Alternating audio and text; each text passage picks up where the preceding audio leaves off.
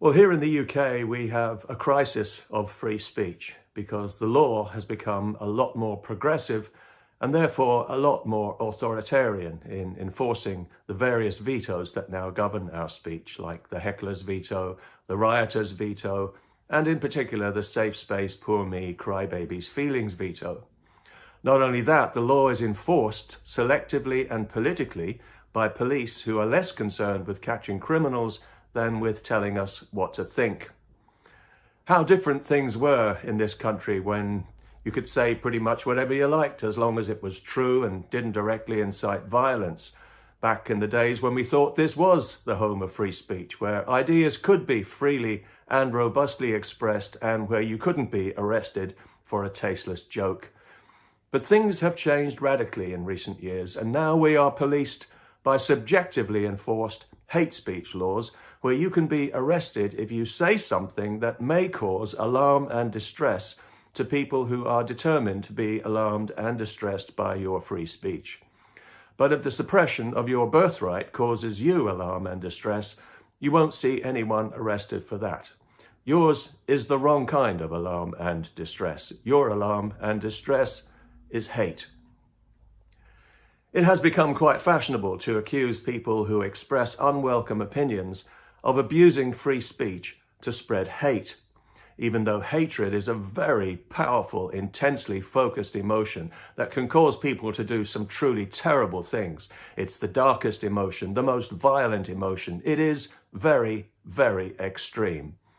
Yet the word hate is thrown around today like a frisbee, just casually tossed at people like verbal acid at the slightest excuse.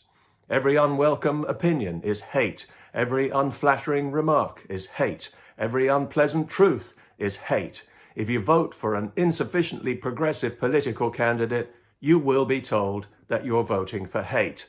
And now this very extreme word has been crowbarred into the law, as if everyone who says something offensive or insulting to another person is consumed by this volatile and dangerous emotion.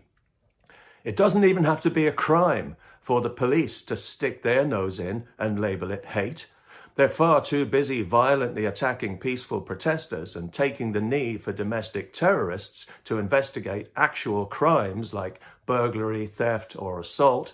But if you say something that hurts somebody's feelings, even if you're breaking no law, the police will take the trouble to record it as what they call a non-crime hate incident. That's hate incident that then goes onto a database that can affect your future employment prospects. Do you like where this is heading? It's all part of the common purpose. And if you don't know what common purpose is, I suggest you look it up. Hate speech is a progressive term, and like most progressive terms, it is a shameless lie.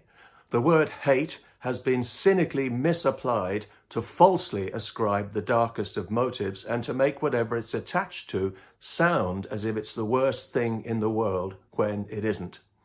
Being offensive or insulting is not hate. Unkind words, disparaging remarks, mockery and ridicule, even based on personal appearance or sexuality or religion or race, these things might not be very nice, but they are not hate. Dislike and unfriendliness, despite what our politicized, common purpose riddled police will tell you, they're not hate either. They are not even close. Nor is stating the simple truth when discussing the latest progressive obsession, transgender, a fashionable neurosis, and a minority freak show that's become a full frontal assault on the female identity and is being allowed to ruin women's sport and to mentally scar a generation of impressionable children. The truth is that a man can no more become a woman than a monkey can become a pig. And that is a widely held view in our society, but if you express it, you'll be accused of hate speech, even though there is no hate in that statement at all. It's an opinion about reality, or unreality in this case. The term hate speech is not only an abuse of the language, it is an abuse of the law. In policing opinion and elevating feelings over truth, the law is making a claim on our liberty to which it is not entitled. We've always had laws, and we need laws to deal with genuinely harmful words like malicious falsehood or direct incitement to violence. But when the law interferes with the expression of opinion, however offensive or provocative that opinion may be to some, it is a step too far. Every human being without exception has the right to speak from the heart. There is no more fundamental a right, and it is beyond the law's legitimate jurisdiction in the liberal society that we claim to be. Any politician who has to legislate for the censorship of opinion is a failure and a fraud. If you've screwed up your society so badly that you need to stop people talking about it, you are the problem. If thanks to your reckless policies, your incompetence, and your duplicity, shutting people up is the only way to keep public order, then let there be public disorder and deal with it. Curtailing free speech because some people might be violent is like blaming a rape victim for dressing the wrong way. The violence is the problem, not the free speech, which is as vital to the health of our civilization as oxygen is to our blood. And there's no place in a healthy society for the heckler's veto. There is no place for the rioter's veto. And there is certainly no place for the safe space, poor me, crybabies, feelings veto. They called me an ugly name, boo-hoo. It's just too important for that.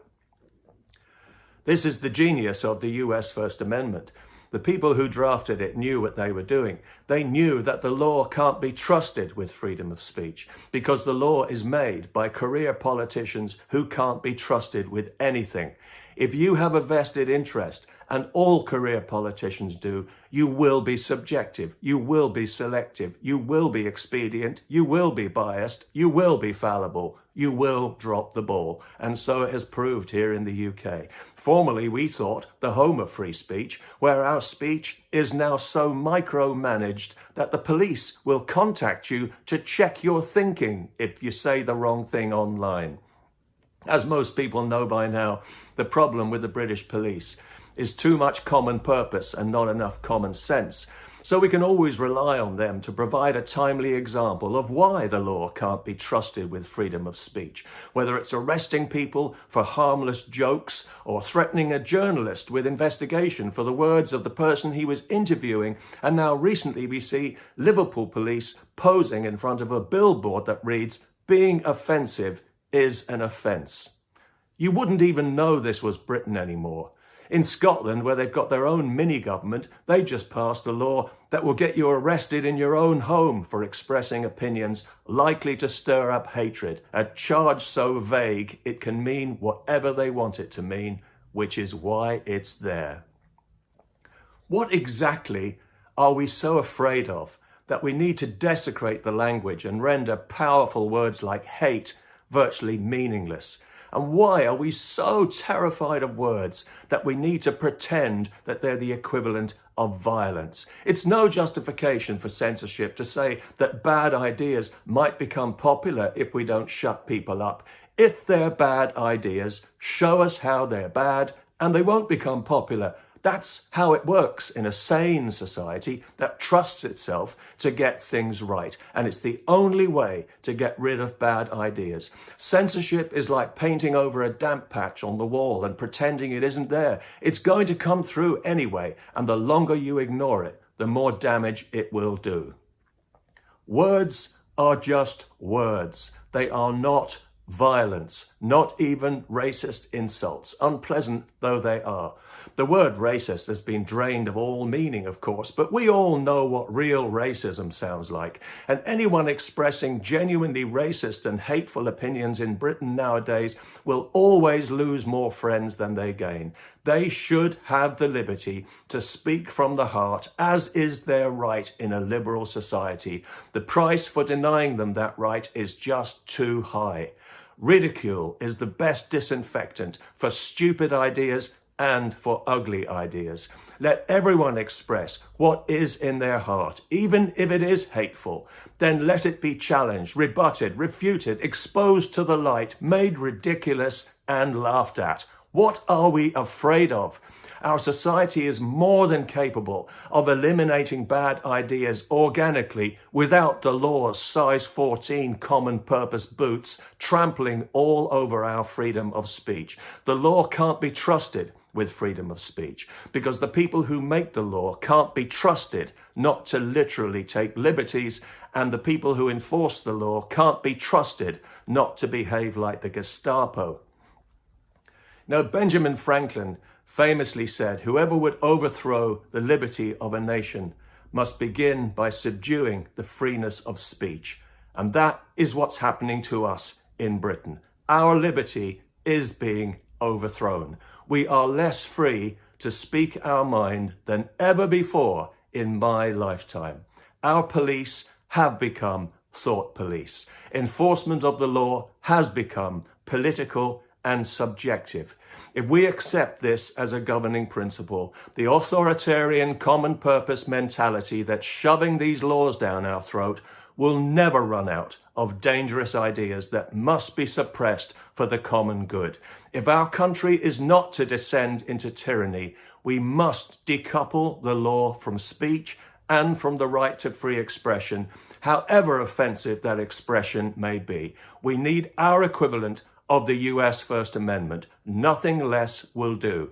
A constitutional guarantee that our government can pass no law that prevents us from speaking our mind.